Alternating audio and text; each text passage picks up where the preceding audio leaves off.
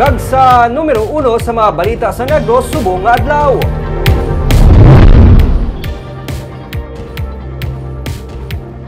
Grass fire ang nagluntad sa sakop sang protected area sang Mount Canlaon Natural Park sa barangay Biak na Bato sa Banwa sang Lakas Tiliana. Sa video nga kuha kaina sang aga sang protected area superintendent sang MKNP, makita ang pag-aso sa pila ka mga bahin sang apektado nga lugar kasubong man ang pagkalayo pa. Suno kay Irene Bel Plotenia, ang PDRMO Negros Occidental Head, 1:41 PM kahapon nakabaton sang impormasyon ng BFP Lakas Tiliana sa amo nga sunog.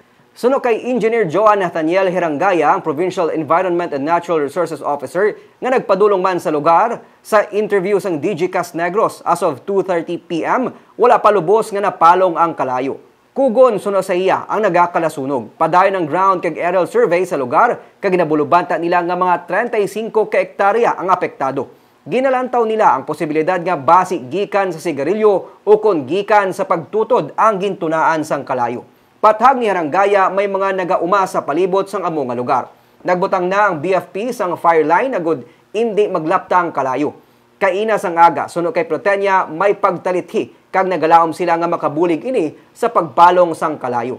Nagapanawagan man sila sa publiko karon nga tuman kainit kag kamala sang duta nga maghalong kag mangin mainandamon bangod ko madakop sang kalayo, tuman kadasig ang paglapta sini. Ang may mga tao nga nag-uma dito. So, ang possibility is sigarilyo o sa sigarilyo. So, kung hindi nagatutod-tutod sila pala para nga magano ang ilaban nga mga ginuma, awan. Ang nasunog, ang estimate sang kagabi nga estimate, mga 35 hectares, pero hindi pa siya accurate nga bulubanta lang kay drone ang mong ginagamit kay ang atong being firefighting kag dire lang sa may kilid mo nga may kalayo lang, pero affected area mga mo siguro based sa kuhan sa atong nga drone nga shots